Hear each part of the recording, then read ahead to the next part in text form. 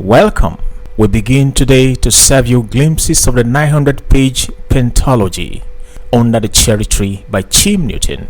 We shall be serving you 2 episodes per week just for your delight. We are on a year-long journey together and you can't afford to miss any episode. I can assure you, you never heard anything like it before.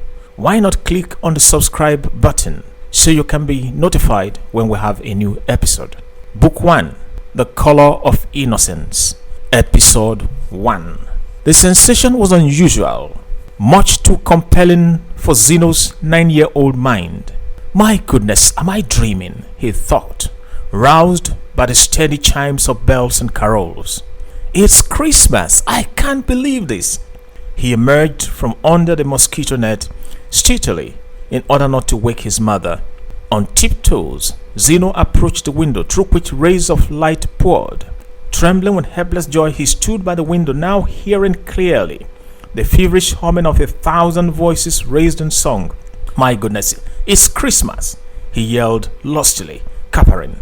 But he soon clamped his tiny hands over his mouth, realizing he had committed an indiscretion. Surprisingly, his mother did not wake up. Thank God, he muttered, gently removing the bolt so he could have a better view of outside. The humming melody filled his consciousness, yet what seemed the sweetest sound he ever heard remained distant. The voices were like those of children at play, that familiar joy every child experiences at school during break time overwhelmed him.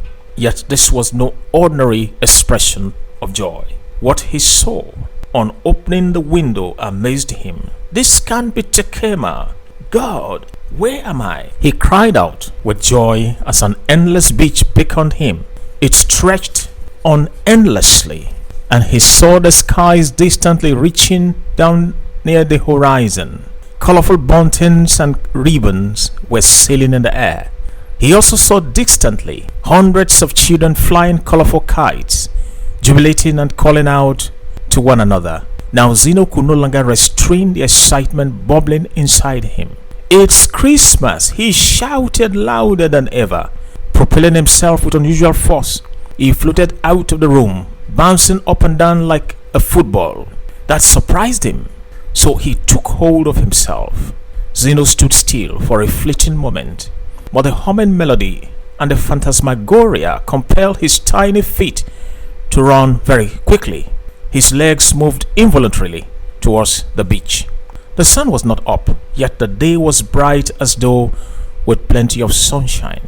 He saw firecrackers flying in the air, bursting in a million sparks and further illuminating the day. Zino ran on in the vast beach. Is this Tekema? Yes, it is. But where are the houses? He heard bangers exploding rapidly, accompanied by the jubilant voices of children. It's Christmas, he kept yelling, galumphing now and again as he ran searching for the children. The buzzing voices of carol singers were soon swallowed by the familiar melody of his father's accordion. Is my father up so early? Can he be out there playing his accordion? Yes, didn't he say he will play me a tune on Christmas Day? He did. Dad, I love you. And you said you will make me a suit. Zino looked at himself all over and realized he was dressed in a trendy suit complete with a tie and a pair of brown shoes that sparkled. Dad! He cried out joyfully. Over there, his father was playing his accordion rather violently. He was not sitting down as he normally did. The accordion was not even strapped to his shoulder. He had it against his chest while he pulled at it, doing the twist to the admiration of a crowd that yelled frenziedly. The music was racy and melodious. Zino had never heard anything so rousing. Now everyone danced violently, kicking and twisting and yelling joyously. Daddy, you are great! Zino screamed delightfully. But his father did not hear him, didn't even deign him a look. He ran towards him, but a big ugly man stopped him. Zino cried out, Daddy! His father did not notice him still. He stood for a while, crying and saying, Daddy, it's not fair. His sobs grew louder than his father's music. Why am I crying? I am stupid. I shouldn't be crying. It's Christmas." Just then, he noticed the children at the other end. Now he saw them clearly. Each was colorfully dressed in beach outfit and flying a kite. He was the odd one out, dressed in a suit and without a kite. He ran to meet them. He ran for quite a while before he reached them where the water caressed the beach. It did not seem like River Akema. Where are the sand dunes? He wondered, his eyes running over the infinite stretch of water. Zino noticed the unusual rays reaching into the water from above, but the sun was still not up. The children yelled delightfully, firing crackers into the air. Some jeered at him because he did not have a kite, so he looked about in search of one. There was none. He saw a weakling, a mere toddler, with a limp jeering at him. So Zino was enraged and snatched his kite. Everyone yelled delightfully, but the weakling began to cry. That frightened Zino, so he ran away. They pursued him, and he dared them. "Catch me if you can." Zino ran like a wild horse, saying, "Catch me." He looked back and saw them closing in. Then Zino remembered the kite. He let it fly higher until it carried him away. The children stood looking on, screaming and clapping. He flew in the air. Over the mighty river he flew, calling to them, "Catch me if you can." They could not fly, so they began hurling firecrackers at him. He dodged like a hawk, and the children screamed, running on the water. "Christ!" Zino muttered, and opened his eyes to find he was in bed, lying beside his mother. He rubbed his eyes gently.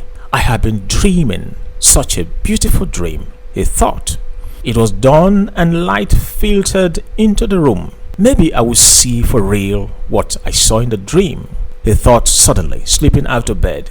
He was relieved that he did not wake his mother, just like in the dream. He managed to unbolt the door of the parlor without making a noise. "This is the Tekema that I know," he said in disappointment. There were no bells ringing. It was not Christmas. His brows arched angrily, but he noticed the clouds drifting gently overhead. He heaved a sigh and stepped outside. The silence of dawn sounded like a melody in his ears. The skies appeared to touch the ends of the earth all around him. Zino patted his mouth in wonder. His heart began to beat faster as he tiptoed towards the riverside. He blinked, and the moist look of his eyes made them shine like pellets of diamond in the sky. A smile of delight spread over his butter-smooth cheeks, which tended to hang loosely like dewlaps when he parted his lips in surprise. When he smiled, his eyes dimmed and his cheeks swelled like those of a giant frog croaking. At the point where he could see the river clearly, Zino crouched. Out of the river rose steadily a misty mass. Looking heavenward, he noticed the crisp white light of dawn, and looking downward, he saw a misty mass. "I have never seen anything so beautiful," he thought. It was as if the heavens were dropping a fine dust of silver. Looking about him, he saw no one approaching, and smiling more delightfully, he spread his tiny palms so the dust of silver could fall on them. From the depths of his heart issued forth an innocent prayer. "Bless you, God, for making me the first to see this beautiful new day. Let the dust from heaven above fall upon me. Dust of blessing it must be. Bless me, God, because I am the first to see this beautiful new day. Also bless my mother, loving mother she is. Make her worry less about me. I don't like her worrying about me.